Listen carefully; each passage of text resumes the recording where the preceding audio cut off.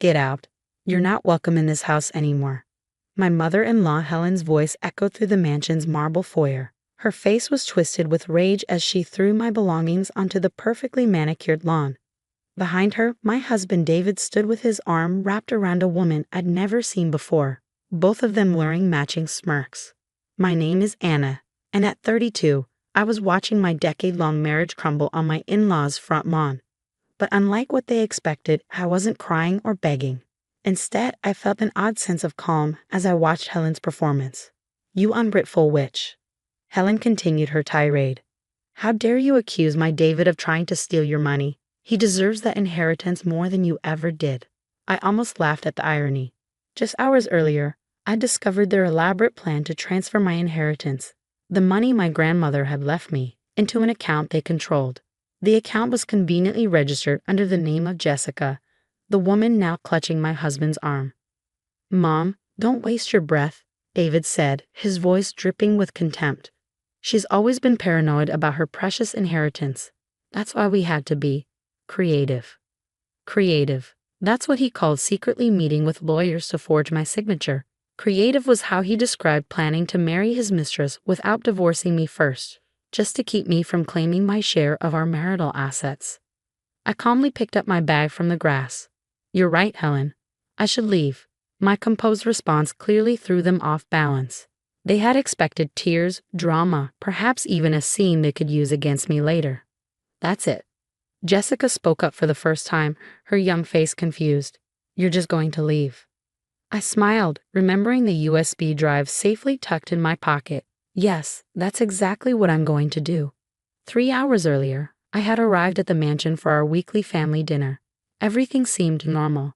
Helen fussing over David as usual, my father-in-law George buried in his newspaper. But when I went to use Helen's computer to print some documents for work, I found something interesting. Emails between her, David, and a lawyer discussing how to transfer Anna's assets without her knowledge. The plan was elaborate. They had been gathering my personal information for months, practicing my signature, even had a notary on their payroll. The final step was to have me sign what I thought would be renovation papers for our house, but would actually be documents transferring my inheritance to Jessica. What they didn't know was that I'd suspected something was wrong for weeks. David's sudden interest in my grandmother's inheritance, his mysterious phone calls, Helen's unusual questions about my bank accounts, it all added up to something suspicious. So I'd taken precautions. Hidden cameras in our house caught David's late-night meetings with Jessica and his mother, where they planned everything in detail.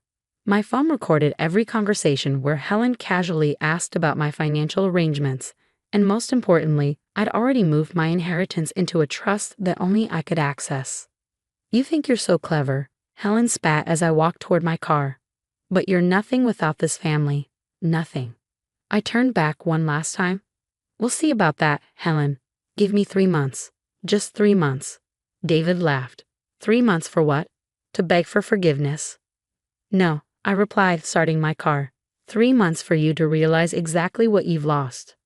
As I drove away, I could see them in my rearview mirror. Helen gesturing wildly, David holding Jessica, all of them probably congratulating themselves on getting rid of me so easily. They had no idea what was coming. I drove straight to my best friend Olivia's house. She opened the door before I could even knock, worry etched on her face. "Did you get what you needed?" I pulled out the USB drive. Everything. Every email, every forged document, every conversation about their little plan. I collapsed onto her couch, finally letting the events of the day sink in. They didn't even try to deny it, Liv. They were proud of their scheme. Olivia sat beside me, her lawyer instincts already kicking in. "Then they've handed us everything we need. The recordings, the emails, the witnesses, it's all admissible in court." I nodded, thinking about the next steps. I'd spent weeks preparing for this moment, securing my assets, gathering evidence, building a case that would be impossible to defend against. But watching David stand there with his mistress, seeing Helen's true colors on full display, it still hurt more than I expected. "You know what the funny part is?" I said, accepting the glass of wine Olivia offered. "They think they've won. They actually believe I walked away because I'm weak." Olivia smiled, a fierce protective glint in her eye. "Then they clearly never knew the real you. So what's the plan?" I pulled out my phone, scrolling through my contacts until I found the number I needed. First, we call Robert Harrison, the federal investigator who's been waiting for evidence of Helen's financial fraud. Then, we let the dominoes fall exactly where I've lined them up. And David, Jessica? I smiled, thinking about the paper trail I discovered linking them to Helen's broader scheme. They chose their side. Now they get to go down with the ship. As night fell, I sat in Olivia's guest room, looking through old photos on my phone. 10 years of marriage reduced to evidence in a fraud case. But as I closed the photo album and opened my email to contact Investigator Harrison, I felt stronger than I had in years. They thought they were destroying me. Instead, they have freed me to take them all down. Let them enjoy their victory for now. In 3 months, they'd learn exactly who they were dealing with. The first signs that something was wrong appeared exactly 2 weeks after I left.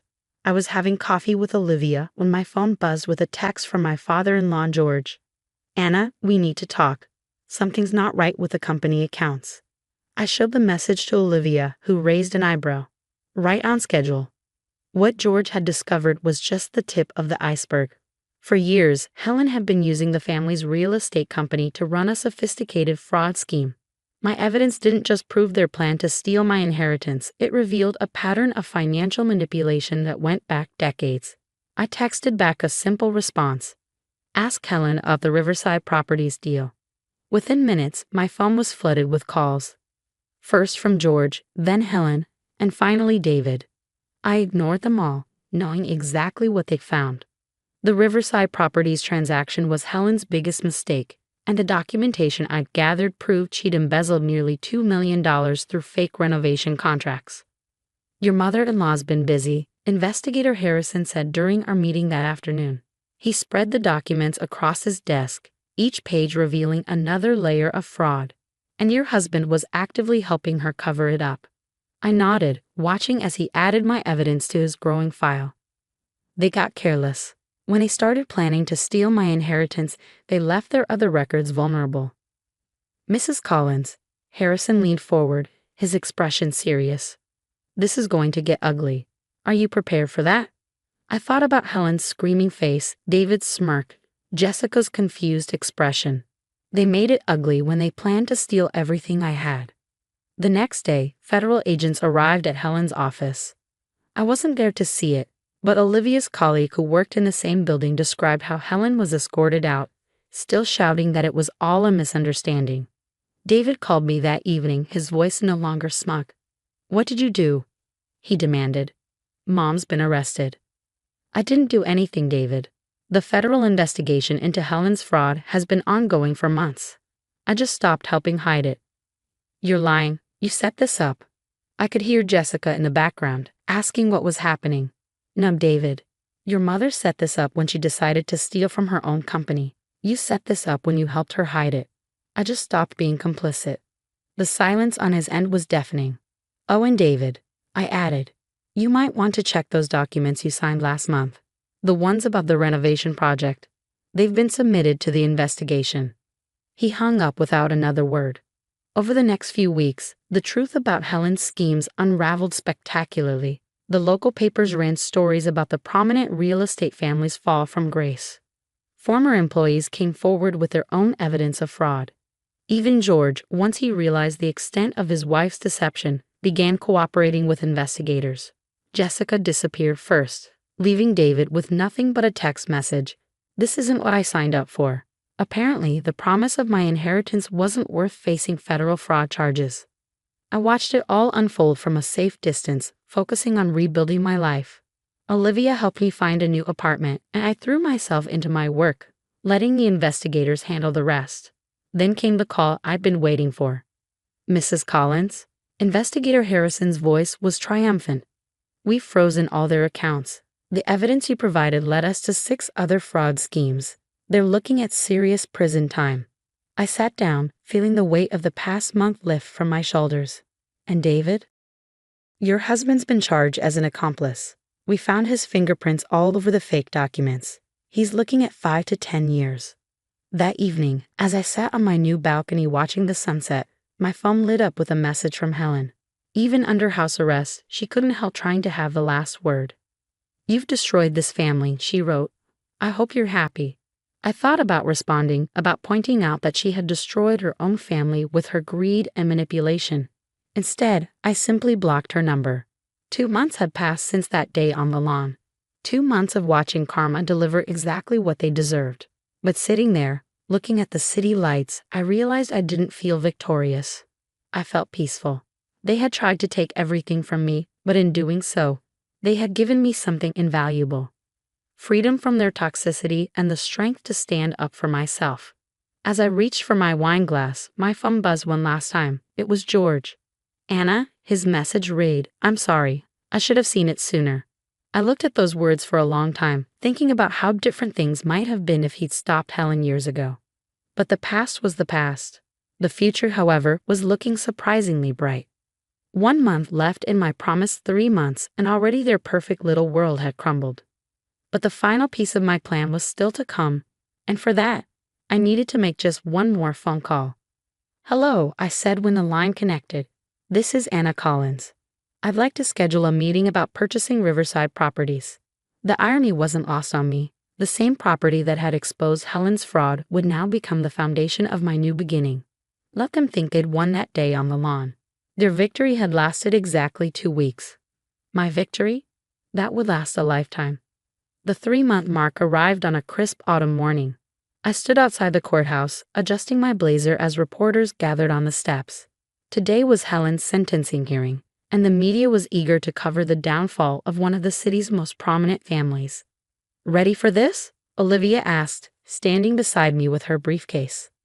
I nodded, watching David and his father arrive separately. David looked nothing like the smug man who'd stood with his mistress 3 months ago. His designer suits had been replaced by an ill-fitting department store number, his confident strut now a defeated shuffle. The hearing proceeded exactly as expected. Helen, despite her tearful pleas for leniency, was sentenced to 8 years in federal prison. The judge was particularly harsh given her attempts to frame others for her crimes, including a last-ditch effort to claim I had orchestrated everything. "Mrs. Harrison Collins," the judge addressed me directly after announcing the sentence. "The court acknowledges your cooperation in exposing this fraud. Your inheritance will remain protected under the trust you established." I caught Helen's venomous glare from the defendant's table.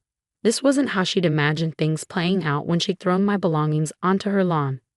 David was sentenced next, 5 years for his role in the fraud scheme.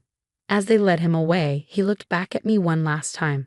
"I never thought you'd fight back," he said quietly.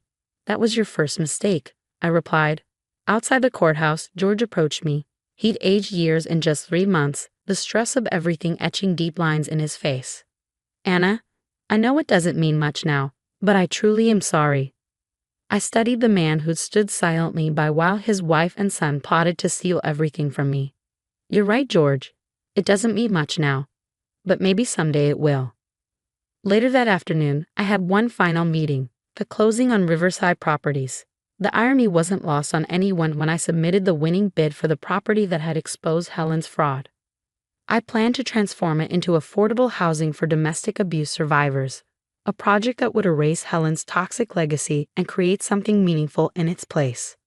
"Quite a 3 months," Olivia remarked as we celebrated that evening. "You said they'd regret it, but I don't think even you expected all this." I swirled my wine, thinking about everything that had transpired. They thought they were punishing me that day, throwing me out like I was nothing. But they gave me exactly what I needed, the push to stop protecting them from themselves. The local paper ran one final story about the case the next day. The headline read, "Family Fraud Scheme Exposed. Justice Prevails." Below it was a quote from investigator Harrison. "Sometimes the people we think are victims turn out to be the strongest among us." I kept a copy of that paper, not as a reminder of their betrayal, but of my own strength. 3 months had changed everything, but the biggest change was in me. I was no longer the woman they thought they could discard. I was someone stronger, someone who fought back. My phone buzzed with a text from an unknown number. It was Jessica. I should have known better. "I'm sorry." I deleted the message without responding. Her apology, like Helen's schemes and David's betrayal, belonged in the past.